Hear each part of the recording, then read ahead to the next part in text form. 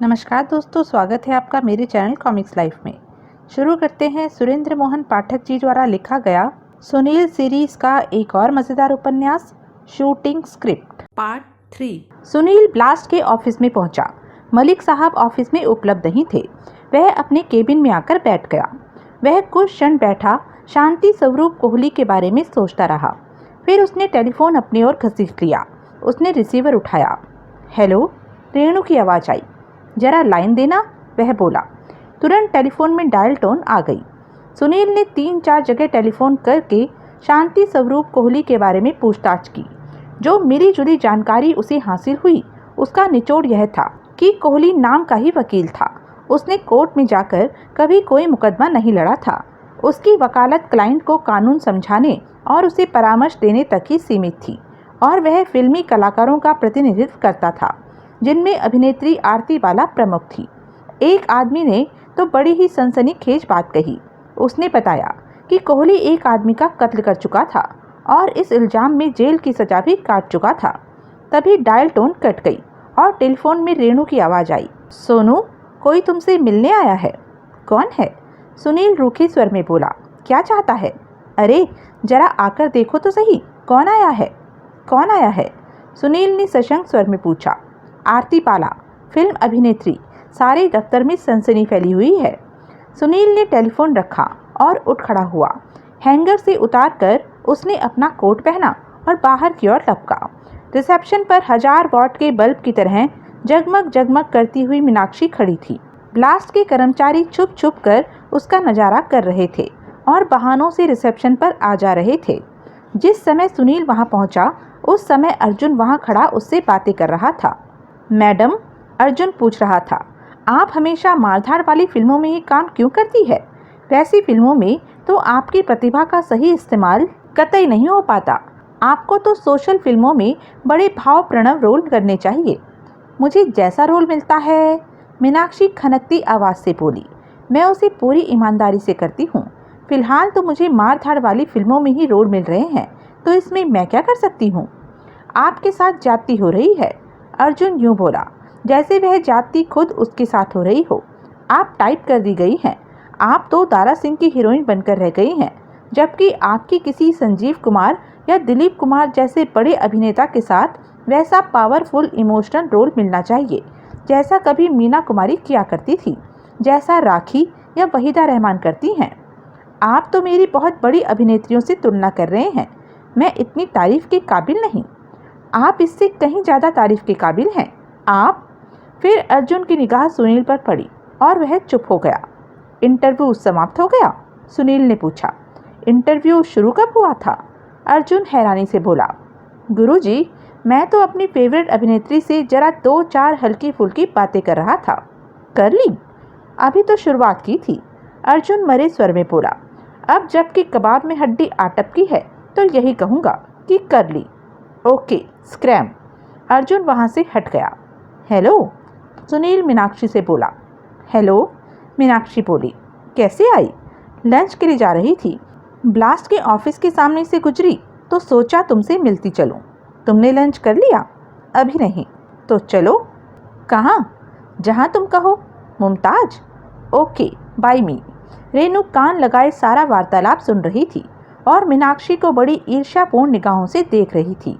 सुनील मीनाक्षी की कोहनी थामे बाहर की ओर बढ़ा। मिस्टर सुनील, रेणु ने पीछे से आवाज़ लगाई। सुनील ठिठका, घूमा। उसने प्रश्न सूचक निगाहों से रेणु की तरफ देखा। अगर प्याला सिन्हा का आपके लिए फ़ोन आए तो उसे क्या कह दूं? रेणु ने पूछा।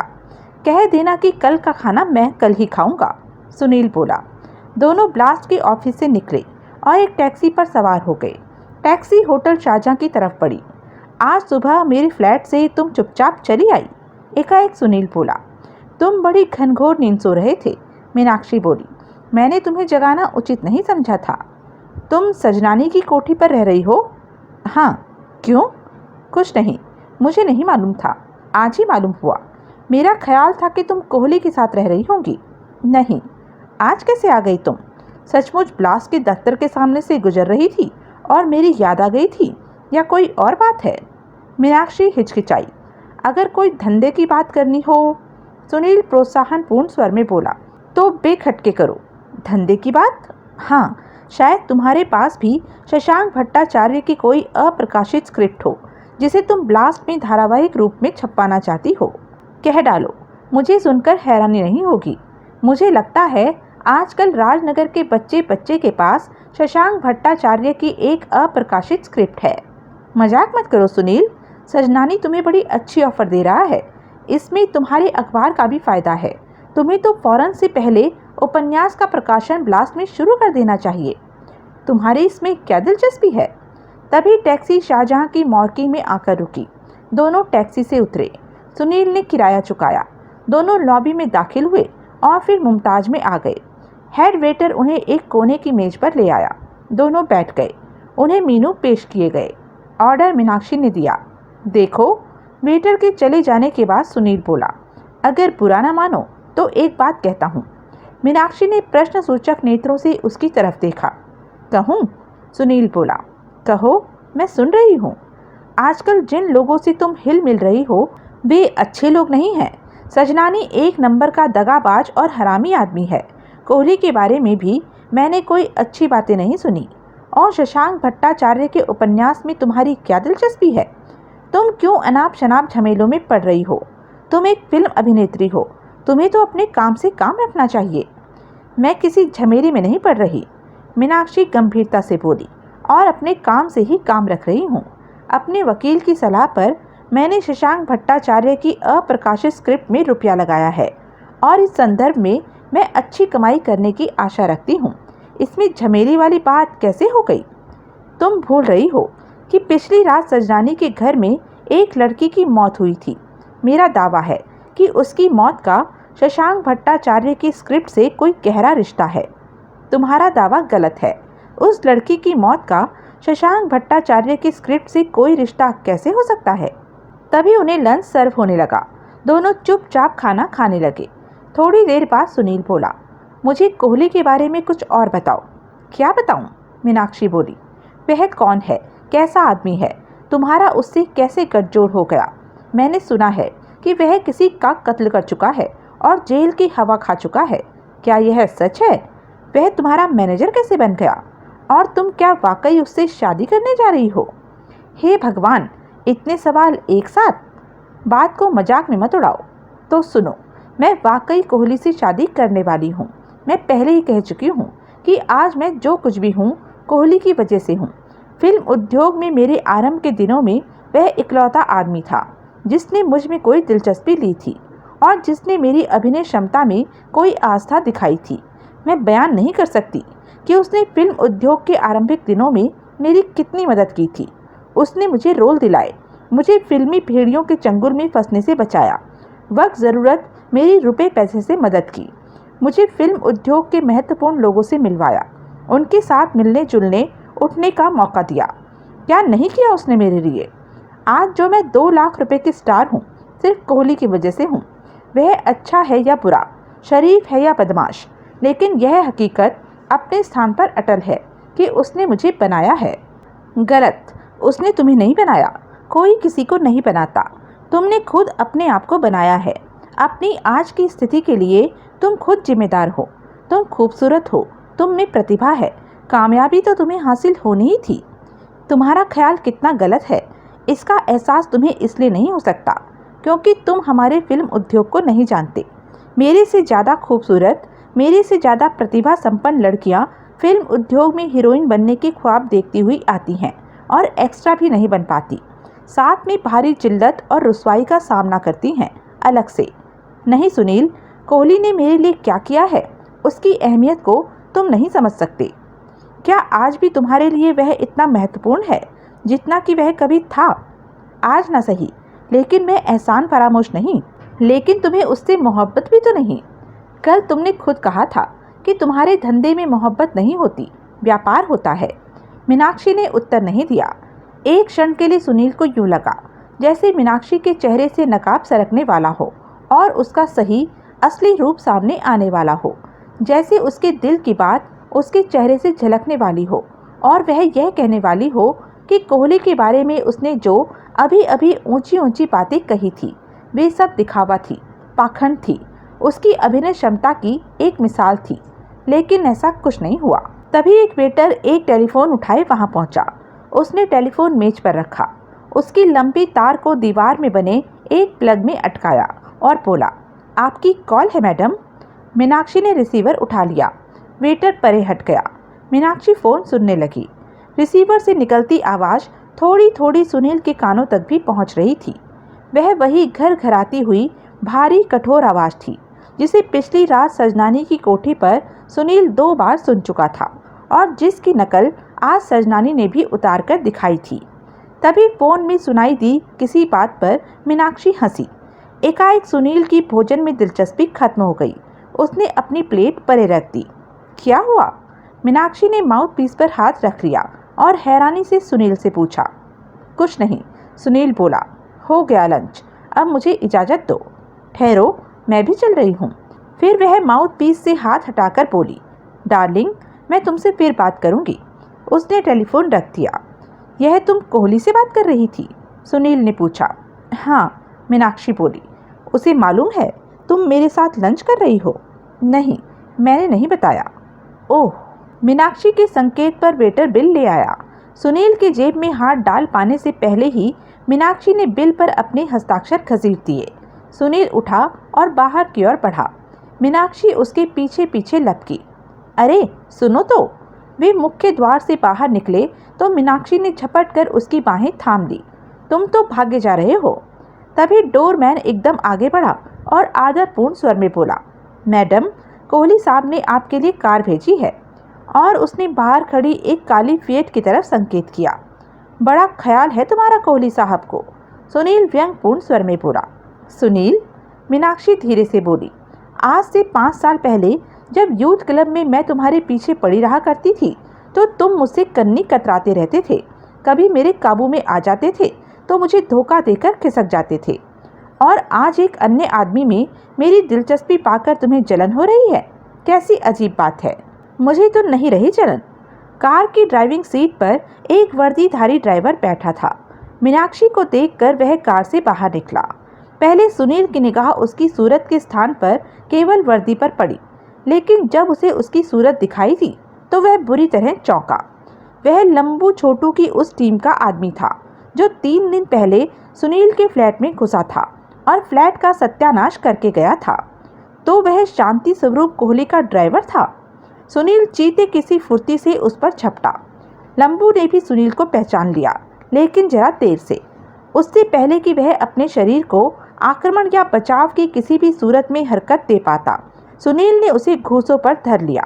इससे पहले कि वह संभल भी पाता, सुनील ने उस पर लात घूंसों की वह बौछार की कि लंबू के देवता पनाह मांग गए। सुनील के आक्रमण के पीछे उसके फ्लैट की तबाही का सारा आक्रोश निहित था।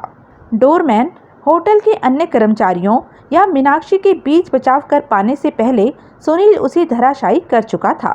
उसने एक आखिरी ठोकर नीचे गिरे लंबू की पसली में जमाई और फिर बिना निगाह उठाकर किसी की ओर देखे वह लंबे डग भरता हुआ आगे बढ़ गया। किसी की उसे रोकने की हिम्मत नहीं हुई। मीनाक्षी भी जड़ से यथास्थान खड़ी रही। होटल की 4 दीवारी से बाहर आकर सुनील एक टैक्सी पर सवार हो गया। टैक्सी रवाना हो चुकने के बाद कहीं जाकर उसे पहली बार महसूस हुआ कि लंबू को मार मार कर उसके अपने हाथ दुखने लगे थे और वह एक ऐसी अजीब सी खुशी महसूस कर रहा था जैसे वह अभी कोई इनाम हासिल होने लायक काम करके हटा हो। कॉल बेल के जवाब में सजनानी की कोठी का मुख्य द्वार इस बार भी पहले वाले नौकर ने ही खोला, लेकिन इस बार सुनील ने उससे यह नहीं पूछा कि सजनानी घर पे था या नहीं।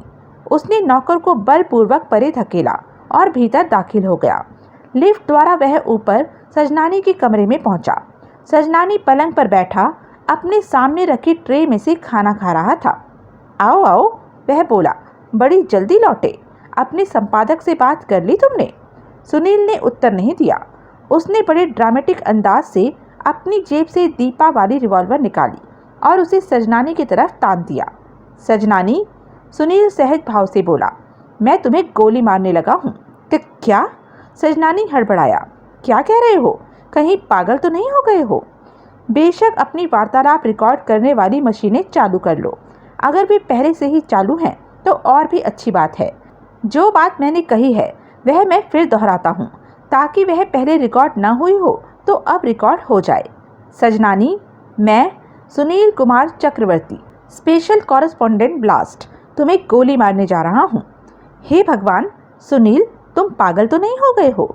भगवान के लिए रिवॉल्वर का रुख मेरी ओर से परे करो।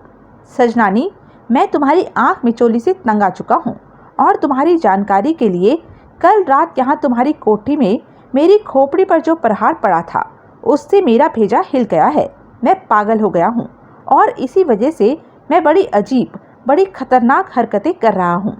अभी अभी मैं होटल शाहजहाँ की लॉबी में सब लोगों के सामने एक आदमी की हड्डी पसली एक करके आया हूँ। और जानते हो वह आदमी कौन था? सजनानी ने प्रश्न सूचक नेत्रों से उसकी तरफ देखा। वह आदमी था जिसने अपने एक ठिंगड़ू दोस्त के साथ मेरे फ्लैट का कबाड़ा किया था। मुझे अभी मालूम हुआ है कि वह तुम्हारे यार कोहली का ड्राइवर है। तुम्हें तो पहले से ही मालूम होगा। तभी सुनील के पीछे दरवाजा खुला। आओ दिलीप। सजनानी, जिसका मुंह दरवाजे की ओर था, बोला, भीतर आओ। जाओ दिलीप। सुनील दरवाजे की ओर घूमे बिना बोला, जहन्नुम में जाओ। यह ट्रे उठा ले जाओ दिलीप। सजनानी बोला, मैं खाना खा चुका। दिलीप झिझकता हुआ आगे बढ़ा।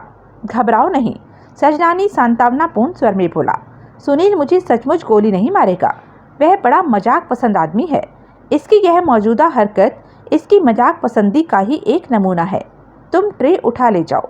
मुझे तुम्हारी ज़रूरत होगी तो मैं घंटी बजाकर तुम्हें बुला लूँगा। दिलीप ने झिझकते हुए आगे बढ़कर ट्रे उठाई और जल्दी से कमरे से बाहर निकल गया। सुनील, सजनानी गंभीरता से बोला, बहुत मजाक हो चुका। रिवॉल्वर जेब में रख लो और इत्मीनान से बैठकर कहो क्या कहना चाहते हो। रिवॉल्वर की नाल मुझे नर्वस कर रही है। कभी कभी अनजाने में भी ट्रिगर पर उंगली का दबाव पड़ जाता है। वह ठीक कह रहा था। सुनील ने रिवॉल्वर वाला हाथ नीचे झुका लिया। सजनानी, सुनील बोला। उसके स्वर की कठोरता अभी भी बरकरार थी। मैं जानना चाहता हूँ कि दीपा का कत्ल किसने किया, क्यों किया, और यह बात मुझे तुम बताओगे और अभी बताओगे। मेरी अपनी धारणा यह है कि तुम्हारे दोस्त कोहली ने दीपा का कत्ल किया है।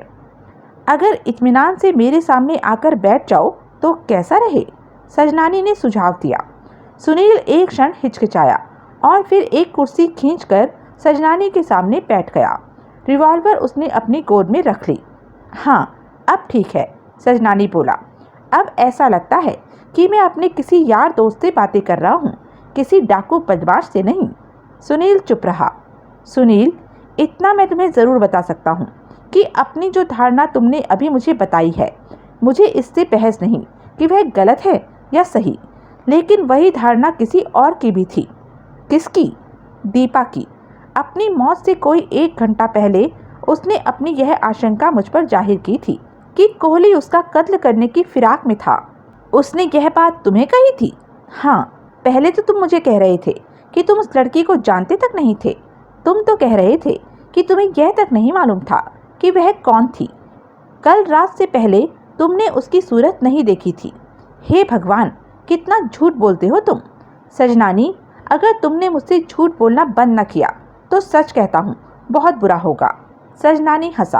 हंसो मत, सुनील डपट कर बोला। सजनानी की हंसी को ब्रेक लग गई। सच सुनना चाहते हो? वह बोला। हाँ, सुनील बोला। चाहे वह सुनने में अप्रिय लगे? हाँ, सच सुनने में अक्सर अप्रिय लगता है। तो सुन लो, दीपा से मेरी कोई यारी दोस्ती नहीं थी, ना ही मेरी उसमें कोई निजी दिलचस्पी थी, लेकिन फिर भी वह तुम्हारी पार्टियों में आती थी, बुलाई जाती थी। कौन बुलाता था? मैं। ओ माय गॉड यार, क्या पहेलियाँ बुझा रहे हो? तुम्हारी उससे कोई निजी दिलचस्पी नहीं थी, फिर भी तुम उसे पार्टियों में बुलाते थे। क्यों? वही तो बताने की कोशिश कर रहा हूँ। तुम सुनते तो हो नहीं, बार बार बीच में टोक देते हो। अच्छा, बोलो। दीपा एक ऊंचे दर्जे की कॉल गर्ल थी, जिसे मैं अपने तन्हा मेहमानों की दिलजोई के लिए अक्सर यहाँ बुलाया करता था। तुम्हारी जानकारी के लिए मैं ये पार्टियाँ खामखा नहीं देता। इन पार्टियों के पीछे मेरा मूल उद्देश्य यह होता है कि मैं कुछ ऐसे लोगों का विशेष मनोरंजन करूं, जिनके माध्यम से मैं कुछ धंधा कर सकूं। तुम्हारी जानकारी के लिए मैंने कई बड़े बड़े लोगों के साथ कई बड़े बड़े बिजनेस डील ऐसी ही पार्टियों में फाइनल किए हैं। सुनील को याद आया कि ब्लास्ट के दफ्तर में दीपा से हुई पहली मुलाकात में दीपा ने उसे यह नहीं बताया था कि उसका धंधा क्या था, लेकिन उसने यह जरूर कहा था कि उसने अपने हम पेशा लोगों में सुनील की शराफत और ईमानदारी के बहुत चर्चे सुने हैं। पिछले दिनों से वह राजनगर की कॉल गर्ल्स में भारी चर्चा का विषय बना रहा था। शायद उन्हीं में से कोई दीपा की सहेली थी और उसी की सिफारिश पर दीपा उसके पास तक पहुंची थी। सजनानी सच बोलता हो सकता था, दीपा कॉल गर्ल हो सकती थी। कॉल गर्ल्स जैसी चपलता और व्यवहारिकता उसके व्यक्तित्व में से झलकती भी थी। दीपा कॉल गर्ल थी, सजनानी कह रहा था, जिसे मैं अपने विशिष्ट मेहमानों की दिलजोई के लिए अक्सर तलब किया करता था। मैं उसे अच्छे पैसे देता था। मेरा काम बन जाता था तो मैं उसकी फीस के अलावा भी उसे और पैसे दे देता था। वह मेरी बड़ी इज्जत करती थी। इसलिए कल रात अपने मन की बात वह मुझे कहने आई थी। उसने मुझ पर अपना यह संदेह व्यक्त किया था कि कोहली उसका कत्ल करने की फिराक में था। मुझे उसकी यह बात बड़ी हास्यास्पद लगी थी, क्योंकि मेरी निगाह में तो कोहली एक मक्खी मारने जितना भी दिल गुर्दा नहीं रखता। लेकिन दीपा को यह संदेह हुआ कैसे कि कोहली उसका कत्ल करने की फिराक में था? हत्या के पीछे कोई उद्देश्य होता है, कोई वजह होती है। कोहली के पास उसकी हत्या का क्या उद्देश्य था? उद्देश्य तो था, लेकिन फिर भी मुझे इस बात पर विश्वास नहीं कि कोहली ने उसकी हत्या की हो। उद्देश्य क्या था? वह लड़की उसे ब्लैकमेल कर रही थी। दीपा कोहली को ब्लैकमेल कर रही थी? हाँ, कैसे, किस आधार पर?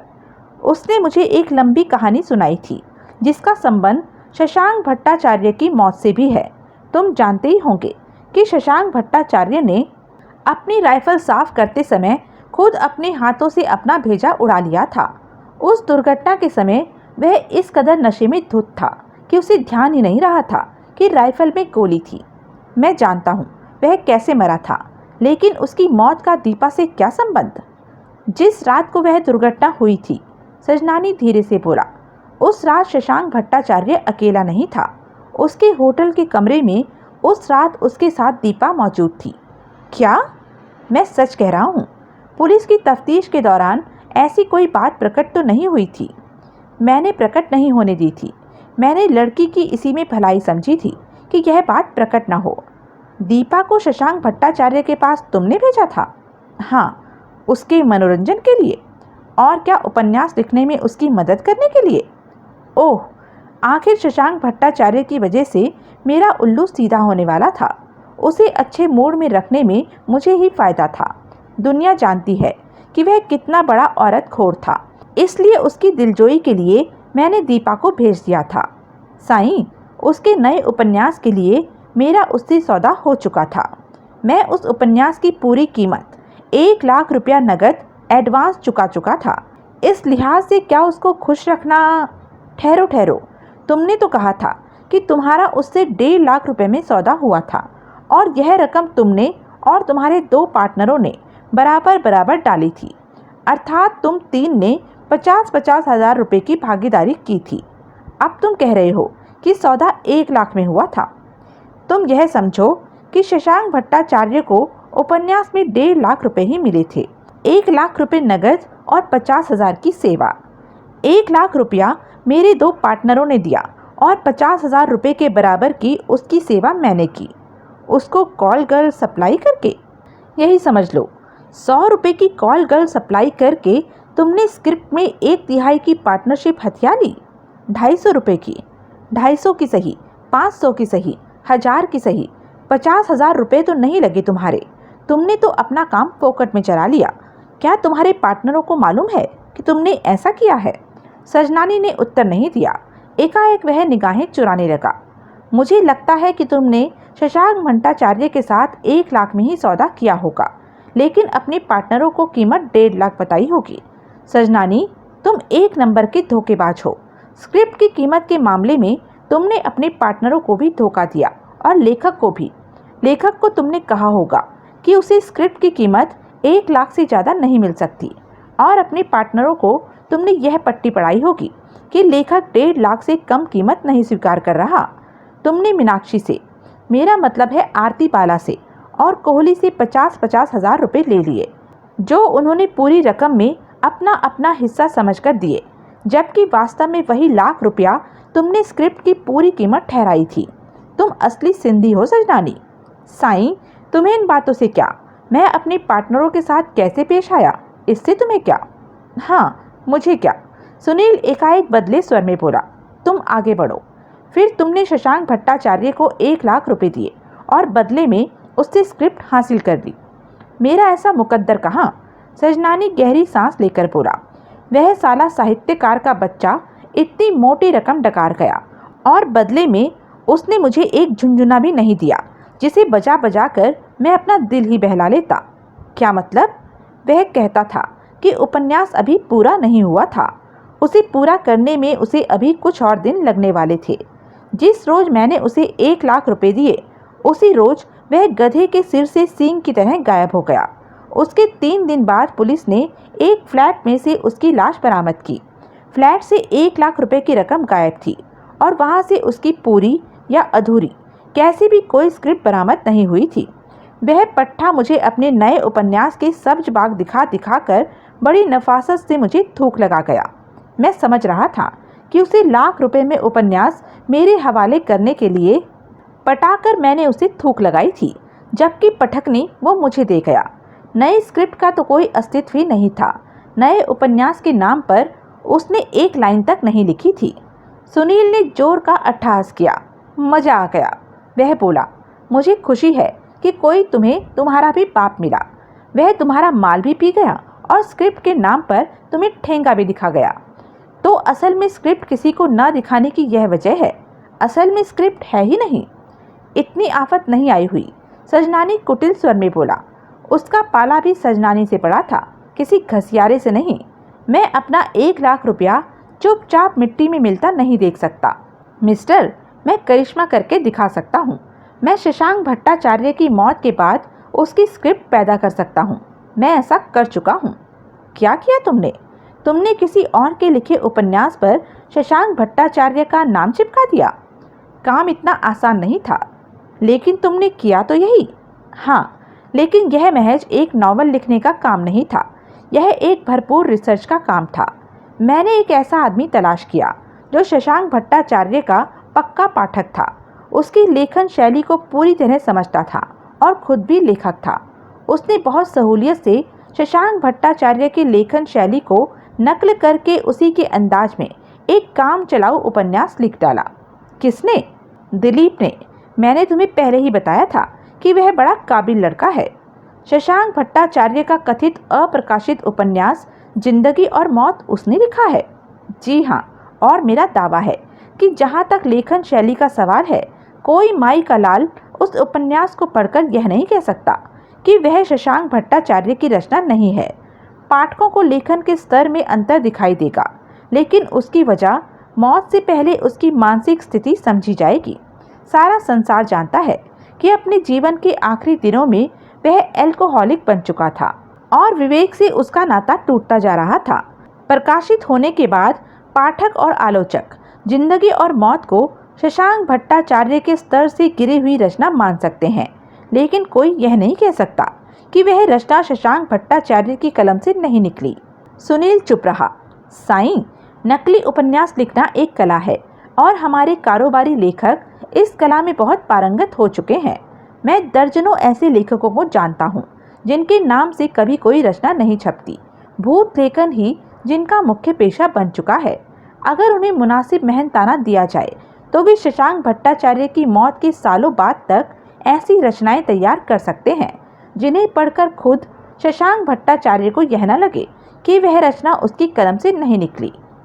तुम उस उपन्यास को इसलिए ब्लास्ट में छपवाना चाहते हो ताकि उस पर ब्लास्ट की प्रतिष्ठा की छाप लग जाए और किसी को यह ख्याल तक ना आए कि वह उपन्यास नकली हो सकता है। कौन कहता है कि वह उपन्यास नकली है? मेरे पास लेखक का लिखित हस्ताक्षर युक्त सिक्के बंद एग्रीमेंट है, जिसके अंतर्गत उसने अपने उपन्यास जिंदगी और मौत के सर्वाधिकार मुझे बेचे हैं। लेकिन तुम खुद कह रहे हो कि वह उपन्यास नकली है। तुम्हारे सेक्रेटरी दिलीप ने लिखा है। मैं तो तुम्हें अपना सच्चा दोस्त समझकर बात बता रहा हूँ। हकीकत की दुनिया को क्या खबर? लेकिन और मुझे पूरा विश्वास है कि यह बात तुम अपने तक ही रखोगे किसी को बताओगे तो मैं मुकर जाऊंगा कि मैंने तुम्हें ऐसी कोई बात कही थी। मैं कहूँगा कि तुम्हें मुझसे कोई जाति अदावत है जिसकी वजह से तुम मेरा धंधा बिगाड़ने की कोशिश कर रहे हो। अच्छा छोड़ो, बात तो दीपा की हो रही थी। हाँ, कल रात वह मेरे पास आई थी। उस वक्त तक मुझे यह मालूम नहीं था कि शशांक भट्टाचार्य की दुर्घटनावश मौत के समय वह उसके पास मौजूद थी। कल पार्टी के दौरान उसने मुझसे अकेले में बात करने की जिद की थी और फिर मुझे बड़ी चौंका देने वाली बातें सुनाई थी। जैसे ठहरो, मैं तुम्हें कल रात उसके साथ हुआ अपना वार्तालाप हूबहू सुनाता हूँ। मुझे टेप वापस घुमाना पड़ेगा, लेकिन ज़्यादा वक्त नहीं लगेगा। उसने स्विच बोर्ड पर लगे कुछ बटन दबाए। तुमने कल रात का अपना और उसका वार्तालाप भी रिकॉर्ड किया था? मैंने क्या किया था? इस कमरे में जो कुछ भी बोला जाता है अपने आप रिकॉर्ड हो जाता है। सुनो। थोड़ी देर बाद कमरे में दीपा और सजनानी की आवाज़ें गूंजने लगी। वार्तालाप एकदम साफ रिकॉर्ड हुआ था। सजनानी साहब, दीपा कह रही थी, मुझे लग रहा है कि शांति स्वरूप कोहली मेरी हत्या करने की फिराक में है। अरे, सजनानी की आवाज़ आई, तुम कहीं नशे में तो नहीं हो? वह भला तुम्हारी हत्या क्यों करेगा? क्योंकि मैं उसका एक राज जानती हूँ। कैसा राज? सजनानी साहब, उसने शशांक भट्टाचार्य की हत्या की थी। दीपा, क्या कह रही हो तुम? मुझे लगता है तुम्हारी अक्ल खराब हो गई है। ज़रूर तुम नशे में हो। मैं जो कह रही हूँ सच कह रही हूँ। जब उन लोगों ने शशांक भट्टाचार्य की हत्या की थी उस वक्त मैं उसके फ्लैट में थी। तुम किन लोगों का जिक्र कर रही हो? आरती बाला और कोहली का। नॉनसेंस दीपा, तुम होश में नहीं हो। मैं सरासर होश में हूँ और हकीकत बयान कर रही हूँ। उस रात मैं शशांक भट्टाचार्य के फ्लैट में उसके साथ थी। एकाएक कॉल बेल बज उठी थी। शशांक भट्टाचार्य ने मुझे उस कमरे से चले जाने के लिए कहा था। मैंने अपने कपड़े समेटे थे और बाथरूम में जा छुपी थी। फिर शशांक भट्टाचार्य ने दरवाज़ा खोला था। थोड़ी देर बाद मैंने उसकी और आरती बाला की बातचीत की आवाज़ें सुनी थी। दोनों में किसी बात पर तकरार हो रही थी। शशांक भट्टाचार्य उस वक्त नशे में धुत था। आरती बाला उससे किसी स्क्रिप्ट के बारे में बात करने की कोशिश कर रही थी, लेकिन या तो शशांक भट्टाचार्य नशे में कुछ समझ नहीं रहा था और या कुछ ना समझने का अभिनय कर रहा था। उसी तकरार के दौरान एक बार फिर कॉल बेल बजी थी। इस बार कोहली वहां पहुंचा था। मैं उसकी घर घराती हुई आवाज़ को लाखों में पहचान सकती हूँ। थोड़ी देर मुझे कोहली और शशांक भट्टाचार्य की बातें करने की आवाज़ें आती रही। फिर कोहली ने शशांक भट्टाचार्य की राइफल से, जो कि वहीं पड़ी थी और जिसकी वह दिन में सफाई करने की कोशिश कर रहा था, उसे शूट कर दिया। तुम्हें पक्का पता है कि गोली कोहली ने चलाई थी? मैंने दोनों की तकरार सुनी थी। मैंने कोहली को शशांक भट्टाचार्य को धमकाते हुए सुना था कि अगर वह स्क्रिप्ट कोहली के हवाले नहीं करेगा तो कोहली उसे जान से मार डालेगा। आरती बाला भी उससे बार बार स्क्रिप्ट की मांग कर रही थी और वह नशे में दोनों को गंदी गंदी गालियां बक रहा था। फिर आरती बाला उससे कहने लगी कि अगर वह स्क्रिप्ट नहीं देना चाहता तो वह उनका वह रुपया लौटा दे जो उसने एडवांस दिया था। उत्तर में शशांक भट्टाचार्य ने जोर का अट्टहास किया और बताया कि वह सारा रुपया पहले ही फूंक चुका था। उसके कथनानुसार कुछ उसने लोगों का उधार चुकाने में लगा दिया था और कुछ उसने अपनी आने वाली जिंदगी आराम से गुजारने के लिए लोगों को एडवांस दे दिया था। फिर आरती बाला कमरे की तलाशी लेने लगी थी और एक स्थान से उसने सारा रुपया बरामद कर लिया था। दरअसल शशांक भट्टाचार्य ने उसमें से मुश्किल से 1-1.5 रुपये खर्च किए थे। रुपया बरामद हो जाने पर शशांक भट्टाचार्य भड़क उठा था और मरने मारने पर उतारू हो गया था। उस आपाधापी में कुछ नोट फट भी गए थे। फिर कोहली ने उसे शूट कर दिया था। गोली की आवाज़ सुनते ही मैं भयभीत हो गई थी और पिछले दरवाजे से भाग निकली थी। उन्होंने तुम्हें देखा नहीं था? उन्हें फ्लैट में तुम्हारी उपस्थिति का भान नहीं हुआ था? नहीं, अगर वे मुझे देख लेते तो क्या मुझे भी वहीं कत्ल न कर देते? तुम्हें पक्का पता है कि गोली कोहली ने चलाई थी? हाँ, मैंने पहले ही कहा है कि मैंने कोहली को शशांक भट्टाचार्य को धमकाते सुना था। फिर एकाएक आरती बाला चीखने लगी थी और चीखते चीखते कहने लगी थी, ऐसा ना करना कोहली साहब, ऐसा ना करना। लेकिन कोहली पास नहीं आया था और उसने शशांक भट्टाचार्य की हत्या कर दी थी। ओह, और अब कोहली मेरी हत्या करने की फिराक में है, क्योंकि वह जान चुका है कि मैं जानती हूँ कि वह शशांक भट्टाचार्य का हत्यारा है। लेकिन कैसे जाना उसने? इतने समय के बाद अब उसे कैसे पता लगा कि फ्लैट में तुम भी मौजूद थी और उनका वार्तालाप सुन रही थी? यह मूर्खता मुझसे हुई थी। क्या मतलब? कोहली को मैंने बताया था। क्यों? मुझे पैसे की ज़रूरत थी। ओह, ब्लैकमेल? मैं उसके पास गई थी। मैंने उससे कहा था कि मैं उसका राज जानती हूँ। अगर उसने मेरी मांग स्वीकार नहीं की तो मैं उसकी करतूत की सूचना पुलिस को दे दूंगी। तुम्हारी मांग क्या थी? 10,000 रुपये। फिर 10,000 रुपया दिया उसने तुम्हें?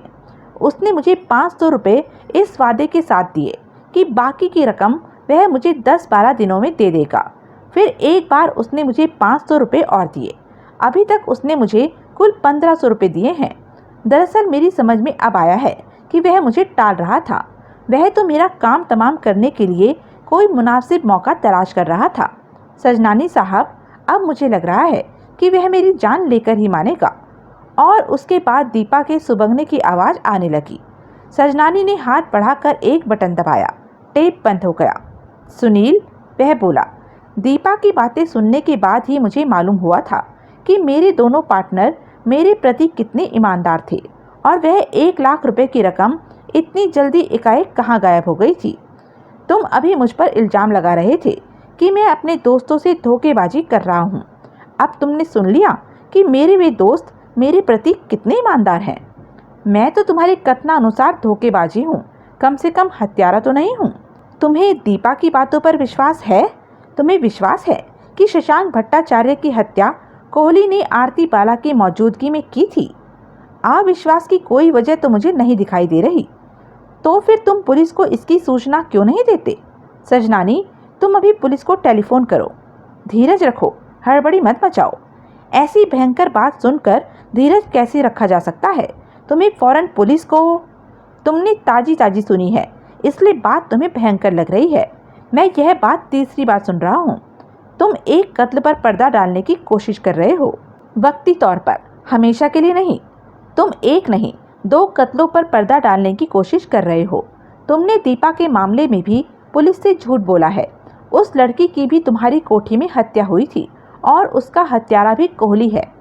अपने हित में मैं इस बारे में फिलहाल चुप रहना ही मुनासिब समझता हूँ। आखिर मुझे उस उपन्यास की भी तो चिंता करनी है। उससे मैं लाखों कमाने की उम्मीद लगाए बैठा हूँ। यह सारी दास्तान मैंने पुलिस पर जाहिर कर दी तो सारी दुनिया को खबर लग जाएगी कि अपने आखिरी दिनों में शशांक भट्टाचार्य ने कोई उपन्यास नहीं लिखा था। मुझे तुम्हारे उस स्टंट से कोई मतलब नहीं। अगर तुम पुलिस को खबर नहीं करोगे तो मैं उन्हें बताऊंगा कि शशांक भट्टाचार्य की हत्या हुई थी। और अपनी बात को सिद्ध कैसे करोगे? दीपा के इस रिकॉर्ड किए हुए बयान के दम पर जो तुमने अभी मुझे सुनाया है। और इस तक तुम्हारी पहुंच कैसे होगी? सुनील सकपकाया। क्या मतलब? वह बोला। इसे तो मैं अभी नष्ट कर दूंगा। फिर तुम अपने कथन की सत्यता को कैसे प्रमाणित करोगे? पूछे जाने पर मैं तो साफ मुकर जाऊंगा कि मैंने तुम्हें ऐसी कोई बात नहीं कही थी या ऐसा कोई टेप सुनाया था। सजनानी, तुम सुनो, जरा शांति से मेरी बात सुनो। तुम कहते हो कि 2 आदमी मर गए हैं, लेकिन तुमने यह सोचा कि जो 2 जने मरे हैं वे मरने के ही काबिल थे। वे हमारे समाज के 2 निकम्मे और गैर जरूरी व्यक्तित्व थे। उसमें से एक कॉल गर्ल थी जो ब्लैकमेलर भी थी और दूसरा आदमी एल्कोहलिक था, सिरोसिस का शिकार था और निकट भविष्य में वैसे भी मर जाने वाला था। दोनों ही केसों को तफ्तीश से पुलिस पूरी तरह संतुष्ट है। उन्हें पूरा विश्वास है कि शशांक भट्टाचार्य और दीपा दोनों ही दुर्घटनावश अपनी जानों से हाथ धो बैठे हैं। दोनों केस पुलिस क्लोज कर चुकी है। अब गड़े मुर्दे उखाड़ने से क्या फ़ायदा? मरने वाले तो मर गए। अब जो पीछे जीवित बचे हुए हैं उनके लिए मुसीबत क्यों खड़ी की जाए? और जहाँ तक उस लाख रुपए का सवाल है जो मेरे पार्टनरों ने शशांक भट्टाचार्य के फ्लैट से चुराया था, तो साईं, मूल रूप से वह रुपया तो मेरे पार्टनरों का ही था। उन्होंने अपना माल वापस अपने अधिकार में कर लिया तो क्या आफत आ गई? बहुत आफत आ गई। देखो, चाहे इंसान की जिंदगी की केवल कुछ ही घड़ियां बाकी हों, उसे वे घड़ियां जीने का पूरा अधिकार है। किसी अन्य व्यक्ति को उसे वक्त से पहले दुनिया से रुखसत कर देने का हक नहीं पहुंचता। और दीपा चाहे कॉल गर्ल थी या ब्लैकमेलर, लेकिन वह इंसान पहले थी। उसके जीवन का समाज में कोई महत्व था या नहीं, इसका फैसला किसी कोहली ने नहीं करना। कोहली हत्यारा है और उसे अपने अपराध की सज़ा मिलनी ही चाहिए। किसी को उसके अपराध की सज़ा दिलवाने के लिए पहले उसका अपराध सिद्ध करना पड़ता है। यह काम मैं करूँगा। तुम कर ही नहीं सकते, तुम्हारे पास कोई सबूत नहीं है। मैं कर सकता हूँ, मेरे पास सबूत है, लेकिन मैं करना नहीं चाहता। ओ माय गॉड, कैसे आदमी हो तुम? तुम जानते हो कि कोहली हत्यारा है, फिर भी तुम उसके साथ बिजनेस में पार्टनर बने रहने को तैयार हो? क्यों नहीं, बिजनेस बिजनेस है और मैं उसे बखूबी संभाल सकता हूँ। मुझे किसी की जाती हरकतों से क्या वास्ता? वास्ता होना चाहिए। मुमकिन है वे तुम्हारा भी गला काट दे। क्या पिद्दी और क्या पिद्दी का शोरबा। मैं क्या कोई शशांक भट्टाचार्य हूँ? मैं क्या कोई असहाय कॉल गर्ल हूँ? सजनानी, कोहली को सजा मिले या ना मिले, पहले तो तुम्हारे जैसे खुरापाती आदमी को कोई सजा मिलनी चाहिए। सजनानी ने जोर का अट्टहास किया। सुनो, उसकी हंसी पर ब्रेक लगी तो वह बोला, मैं तुम्हें पसंद करता हूँ, इसलिए ब्लास्ट में हमारा काम बनवाने में तुम्हारे सहयोग के बदले मैं तुम्हारा बहुत बड़ा फ़ायदा कराना चाहता हूँ। क्या? मैं जिंदगी और मौत में तुम्हें भी बराबर का पार्टनर बनाता हूँ। बदले में मुझे तुम्हारे नकली उपन्यास को असली उपन्यास की मान्यता दिलानी होगी। देखो, आदर्श मत बखारो। इस कारोबारी दुनिया में कारोबार पर ध्यान दो। सुनील अपने स्थान से उठ खड़ा हुआ। सजनानी, वह बोला, मैं जा रहा हूँ, फिलहाल मैं जा रहा हूँ, लेकिन जाने से पहले मैं तुमसे एक वादा करके जाना चाहता हूँ। निकट भविष्य में तुम उस घड़ी को कोसोगे जब तुमने अपने नकली उपन्यास के प्रकाशन की बात मुझसे चलाई थी। तुम उस घड़ी को लानत भेजोगे जब जो खिचड़ी तुम पका रहे हो उसकी जानकारी तुमने मुझे दी थी। सजनानी, मैं तुम्हारा पुलंदा बांध के रहूँगा, and that is a promise. और वह अपने पीछे मुंह बैठे सजनानी को छोड़कर लंबे डग भरता हुआ वहाँ से बाहर निकल गया। सुनील एम्बेसडर होटल पहुँचा। होटल की दूसरी मंजिल के एक कमरे में शांति स्वरूप कोहली का ऑफिस था। ऑफिस में मौजूद एक कटे बालों वाली सुंदर युवती ने उसे बताया कि कोहली ऑफिस में मौजूद नहीं था। उसे यह भी खबर नहीं थी कि वह कब तक वापस लौटेगा। सुनील ने कोहली के निवास स्थान के बारे में पूछा तो मालूम हुआ कि वह होटल की छठी मंजिल पर ही स्थित एक फ्लैट में रहता था, लेकिन साथ ही युवती ने यह भी बताया कि उस वक्त उसके फ्लैट पर होने की संभावना नहीं थी। सुनील ऑफिस से बाहर निकल आया। वह एक क्षण अनिश्चित सा गलियारे में खड़ा रहा, फिर वह लिफ्ट में सवार हुआ और छठी मंजिल पर पहुंच गया। वहां एक दरवाजे पर कोहली की नेम प्लेट लगी हुई थी। सुनील ने कॉल बेल बजाई। भीतर से कोई उत्तर नहीं मिला, ना ही भीतर से किसी प्रकार की आहट सुनाई दी। सुनील ने फिर घंटी बजाई, साथ ही दरवाजे पर दस्तक भी दी। कोई प्रतिक्रिया नहीं हुई। उसने हैंडल घुमाकर दरवाजे को धीरे से धक्का दिया। दरवाज़ा खुल गया। सुनील ने एक क्षण ठिठक कर दरवाज़ा पूरा खोल दिया और फिर हिचकिचाते हुए भीतर कदम रखा। वह एक निहायत खूबसूरती से सजा हुआ फ्लैट था। शांति स्वरूप कोहली निश्चय ही पैसे वाला और साधन संपन्न आदमी था। सुनील ने दीपा वाली रिवॉल्वर निकालकर अपने हाथ में ले ली और फिर आगे बढ़कर आवाज़ लगाई, कोहली। खाली फ्लैट में सुनील की अपनी ही आवाज़ गूंज गई। अरे, कोई है? जवाब नदारद। सुनील आगे बढ़ा। जैसी हालत कोहली के ड्राइवर ने अपने ठिंगड़ू साथी के साथ उसके फ्लैट की बनाई थी, उससे ज़्यादा बुरी हालत वह कोहली के फ्लैट की बनाना चाहता था। लेकिन अपना अभियान आरंभ करने से पहले वह सारे फ्लैट में एक निगाह फिरा लेना चाहता था। ड्राइंग रूम पार करके वह बेडरूम में पहुंचा। बेडरूम में दाखिल होते ही वह एकाएक धमक कर खड़ा हो गया। अस्त व्यस्त पलंग पर कोहली का निश्चेत शरीर पड़ा था। उसके खून से सारा बिस्तर रंगा पड़ा था। पलंग के समीप फर्श पर एक भारी रिवॉल्वर पड़ी थी। सुनील घुटनों के बल रिवॉल्वर के समीप झुक गया। उसने अपना रुमाल निकाला और उसमें लपेटकर रिवॉल्वर उठाई। उसने उसकी नाल को सूंघा। नाल में से ताजे जले बारूद की गंध आ रही थी। प्रत्यक्षता हाल ही में उसमें से गोली चलाई गई थी। उसने रिवॉल्वर यथास्थान रख दी और उठ खड़ा हुआ। अब वह याद करने लगा कि उसने फ्लैट में कहाँ कहाँ अपनी उंगलियों के निशान छोड़े थे।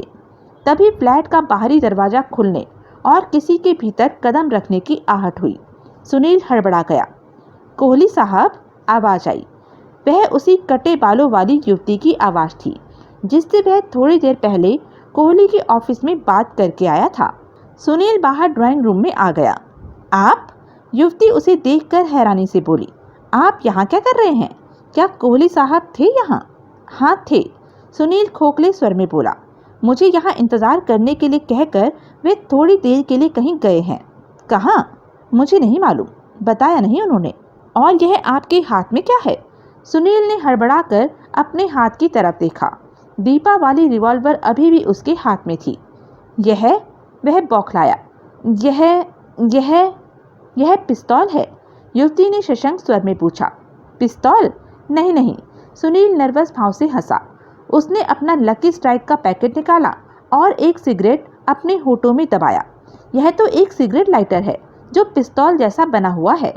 उसने रिवॉल्वर की नाल को सिगरेट के पास ले जाकर ट्रिगर दबाने का अभिनय किया। ट्रिगर दबाने से इसकी नाल से लपट निकलती है, लेकिन कमबख्त ठीक से कभी कभार ही चलता है, जैसे आज ही नहीं चल रहा। शायद गैस खत्म हो गई हो, इसलिए मैं हमेशा सिगरेट लाइटर भी पास रखता हूँ। उसने रिवॉल्वर जेब में डाल ली और सिगरेट लाइटर निकालकर सिगरेट सुलगाया। युवती संदिग्ध निगाहों से उसकी तरफ देख रही थी। सुनील नर्वस भाव से हंसा। आप तो उसे असली पिस्तौल समझी थी ना? वह बोला। युवती ने उत्तर नहीं दिया। फिर वह लंबे डग भरती हुई बेडरूम की तरफ बढ़ी। आप उधर कहाँ जा रही हैं? सुनील जल्दी से बोला। भीतर कोई नहीं है। भीतर एक फाइलिंग कैबिनेट है जिसमें से मुझे एक फाइल निकालनी है। तब तक वह बेडरूम की चौखट पर पहुंच चुकी थी। भीतर पलंग पर निगाह पड़ते ही उसके मुंह से एक जोर की चीख निकली। फिर वह बेडरूम में ही एक मेज पर पड़ी टेलीफोन की तरफ झपटी। सुनील झपट कर बेडरूम के दरवाजे पर पहुंचा। उसने भड़ाक से दरवाजा बंद किया और बाहर से कुंडी लगा दी। वह फ्लैट से बाहर की तरफ झपटा। उसके गलियारे में पहुंचने तक युवती ने फिर चीखना आरंभ कर दिया। जाहिर था कि वह टेलीफोन कर चुकी थी। साथ ही दरवाजे भड़बड़ाया जाने वाली आवाजें भी आने लगी। लिफ्ट उस मंजिल पर नहीं थी। सुनील सीढ़ियों की तरफ लपका और तीन सीढ़ियां फांदता हुआ नीचे भागा। तीसरी मंजिल पर वह ठिठका। सीढ़ियों पर से धड़ाधड़ पड़ते कदमों की आवाजें आ रही थी। कई लोग ऊपर भागे जा रहे थे। सुनील सीढ़ियों से हटकर गलियारे में आ गया। उसने व्याकुल भाव से चारों तरफ देखा। आसपास के तकरीबन कमरों के भीतर से रोशनी का आभास मिल रहा था। केवल एक कमरे के भीतर अंधेरा था। सुनील जल्दी से उसके दरवाजे के पास पहुंचा। उसने दरवाजे का हैंडल ट्राई किया। दरवाजा खुला था। उसने हौले से भीतर कदम रखा और फिर अपने पीछे दरवाजा बंद कर दिया। कमरे में घुप अंधेरा था। खिड़कियों पर भारी पर्दे पड़े हुए थे, जिसकी वजह से बाहर की रोशनी भीतर नहीं आ रही थी। सुनील दरवाजे से पीठ लगाकर खड़ा हो गया और अपनी उखड़ी सांसों पर काबू पाने की कोशिश करने लगा। डार्लिंग, सुनील चिंका। डार्लिंग, तुम हो ना? कमरे के भीतर से एक बड़ी ही मीठी मद भरी जनानी आवाज आ रही थी। सुनील ने मुंह से घरघराहट सी निकालकर सहमति जताई। अच्छा हुआ तुम जल्दी लौट आए। चोपड़ा साहब मिले नहीं क्या? सुनील ने पहले जैसे ही घरघराहट निकालकर इस बार इनकार का संकेत दिया। अच्छा हुआ, अंधकार में से स्त्री स्वर सुनाई दिया। मुझे तो बड़ा गुस्सा आ रहा था।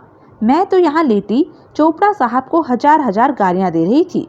क्या उन्हें मालूम नहीं कि हम यहाँ हनीमून के लिए आए हैं? यह कोई वक्त था बिजनेस की बातें करने का? अच्छा हुआ कि वे तुम्हें मिले नहीं। सुनील चुप रहा। थोड़ी देर सन्नाटा रहा। सुनील ने हौले से दरवाजे के हैंडल की तरफ हाथ बढ़ाया। डार्लिंग, देख लो, मैंने अपना वादा पूरा किया है। तुमने कहा था कि तुम्हारे लौटने तक मैं जैसे पलंग पर लेटी हूँ वैसे ही लेटी रहूँ। मैंने बिल्कुल ऐसा ही किया है। आकर देख लो। सुनील ने अपने मुंह से फिर एक अर्थहीन घरघराहट भरी आवाज निकाली। लेकिन हनीमून के सर्वांगिक आनंद के सपने देखती उस मदमाती नववधू ने समझा कि उसके पति को उसकी स्थिति की कल्पना करके किसी अनोखे आनंद की अनुभूति हो रही थी। तुम्हारी गैर हाजिरी में, वह बोली, मैं तो यहाँ लेटी लेटी तुम्हारे ही सपने देख रही थी। और फिर उसने बड़े विस्तार में बताना आरंभ किया कि उसने क्या क्या सपने देखे थे। सीढ़ियों पर से अभी भी धड़ाधड़ पड़ते कदमों की आवाजें आ रही थी। सुनील कान लगाए सन्नाटा होने की प्रतीक्षा में खड़ा रहा। बाहर गलियारे में से भी लोगों के चलने फिरने और बातें करने की आवाज़ें आ रही थी। डार्लिंग, यहाँ मेरे पास आओ ना, हो कहाँ तुम? सुनील आवाज़ की तरफ बढ़ा। उसने अंधकार में कहीं ठोकर खाई, कोई चीज़ उल्टी। संभल के, इतनी बेताबी अच्छी नहीं। सुनील घर घराती आवाज़ में हंसा। बत्ती जलाऊं? सिर्फ एक क्षण के लिए, ताकि तुम फिर ठोकर ना खा जाओ। अच्छा। सुनील सावधानी से छोटे छोटे कदम रखता हुआ आवाज़ की तरफ बढ़ता रहा। अंधकार में एक हाथ आगे बढ़ा और उसकी छाती से टकराया। आ गई तुम्हारी मंजिल, वह बोली। फिर एक खनकती हुई मद भरी हंसी। सुनील पलंग के पास छिटका सा खड़ा रहा। हाथ छाती से रेंगता हुआ उसके चेहरे पर पहुंचा। फिर एकाएक ठिठका। डार्लिंग, तुम्हारा चश्मा कहाँ गया? अभी उतारा है, सुनील फुसफुसाता हुआ बोला, ताकि आवाज़ में अंतर न लगे। अंधेरे में चश्मे की जरूरत नहीं होती। उसका हाथ फिर सुनील के चेहरे पर रेंगने लगा। फिर एकाएक वह हाथ उसकी गर्दन से लिपटा और सुनील नीचे को खींचता चला गया। उसने जबरदस्ती अपना हाथ खींचा, युवती को परे धकेला और उठकर खड़ा हो गया। मैडम, वह हाँफता हुआ बोला, मैं वह नहीं हूँ जो आप मुझे समझ रही हैं। चाहो तो बत्ती जला लो, लेकिन भगवान के लिए चिल्लाना नहीं। युवती के मुंह से एक सिसकारी निकली। फिर एक स्विच दबाया जाने की हल्की सी खट की आवाज़ हुई और कमरे में प्रकाश फैल गया। सुनील ने देखा, वह एक मुश्किल से 20 साल की बेहद खूबसूरत युवती थी। उसका मुंह खुला हुआ था और नेत्र फैले हुए थे। सुनील ने बड़े अनिच्छापूर्ण ढंग से रिवॉल्वर निकालकर उसकी तरफ तान दी। खबरदार, वह धीमे स्वर में बोला, आवाज़ ना निकले। युवती के नेत्र और फैले। फिर उसके मुंह से एक सिसकारी निकली और फिर वह एकाएक पलंग पर ढेर हो गई। सुनील ने आगे बढ़कर देखा, वह अचेत हो गई मालूम होती थी। उसने उसकी बाँह पकड़कर उसे धीरे से झंझोड़ा, लेकिन उस पर कोई असर नहीं हुआ। भय और आतंक के अतिरेक से वह बेहोश हो गई थी। कंबल उसके शरीर से सरक गया था, जिसकी वजह से उसका अप्सराओं जैसा सांचे में ढला दूधिया जिस्म कमर के खम तक नुमाया हो गया था। सुनील ने कंबल का किनारा पकड़ा और उसे खींचकर उसे गले तक पहुंचा दिया। सुनील ने रिवॉल्वर जेब में रख ली और दरवाजे की ओर बढ़ा। दरवाजे के समीप पहुंचकर वह कान लगाकर सुनने लगा। बाहर से कोई आहट नहीं मिल रही थी। उसने धीरे से दरवाजा खोला। सामने ही एक पुलिस का वर्दीधारी सिपाही और उसके साथ होटल का एक कर्मचारी खड़ा था। दरवाजा बंद कर लेने का समय निकल गया था। दोनों संदिग्ध भाव से उसे देखने लगे। भाई साहब, सुनील बदहवास स्वर में बोला, भगवान के लिए मेरी कोई मदद कीजिए। मेरी पत्नी एकाएक बेहोश हो गई है। क्या होटल में कोई डॉक्टर है? कैसे बेहोश हो गई? सिपाही संदिग्ध भाव से बोला। वो बात यह है कि सुनील शर्माया। पहली बार है ना? दरअसल मैं अपने हनीमून के लिए यहाँ आया हुआ हूँ। ओह, सिपाही के चेहरे से संदेह के भाव गायब हो गए। उसने दरवाजे में से झांक कर भीतर देखा और फिर बोला, ओह, घबराने की कोई बात नहीं है साहब, होटल का कर्मचारी बोला, वह खुद ही ठीक हो जाएगी। लेकिन मेरा मन नहीं मान रहा है, सुनील बोला। मैं किसी डॉक्टर को बुलाने जा रहा हूँ। क्या बच्चों जैसी बातें कर रहे हो साहब? इसमें डॉक्टर क्या करेगा? उसे थोड़ी ब्रांडी दे दो, सिपाही ने राय दी। होटल में ब्रांडी मिल सकती है? सुनील ने पूछा। नहीं, होटल का कर्मचारी बोला, लेकिन होटल के समीप ही दुकान है। जरा चलकर मुझे दिखा दो। किसी वेटर को बुलवा लो, सिपाही बोला। वह देर लगाएगा, सुनील बोला।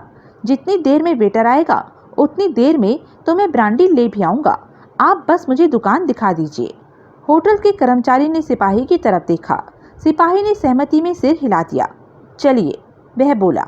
सुनील उसके साथ हो लिया। लिफ्ट द्वारा वे दोनों ग्राउंड फ्लोर पर पहुंचे। लॉबी में पुलिस के कई आदमी मौजूद थे। सुनील के साथ चल रहा होटल का कर्मचारी शायद उसका जाना पहचाना था, इसलिए किसी ने उन्हें टोका नहीं। दोनों बाहर निकले और कंपाउंड पार करके सड़क पर पहुंचे। होटल के कर्मचारी ने उसे संकेत करके समझाया कि दुकान कहाँ थी। सुनील ने उसका धन्यवाद किया और फिर बड़े व्यग्र भाव से निर्देशित दिशा में बढ़ा। होटल का कर्मचारी वापस होटल में दाखिल हो गया। उसके पीठ फेरते ही सुनील ने समीप से गुजरती एक टैक्सी को रोका और उसमें सवार हो गया। कहाँ चलूं साहब? ड्राइवर ने मीटर डाउन करने के बाद पूछा। जहाँ मर्जी चलो प्यारे लाल, सुनील थके स्वर में बोला, लेकिन यहाँ से चलो। ड्राइवर ने हैरानी से उसकी तरफ देखा और फिर चुपचाप टैक्सी आगे बढ़ा दी। तो यह थी अब तक की कहानी। आगे की कहानी जानने के लिए बने रहें मेरे साथ। और हाँ, मेरे चैनल को लाइक, शेयर और सब्सक्राइब करना ना भूलें। और कमेंट करके ज़रूर बताएं कि यह वीडियो आपको कैसा लगा। धन्यवाद।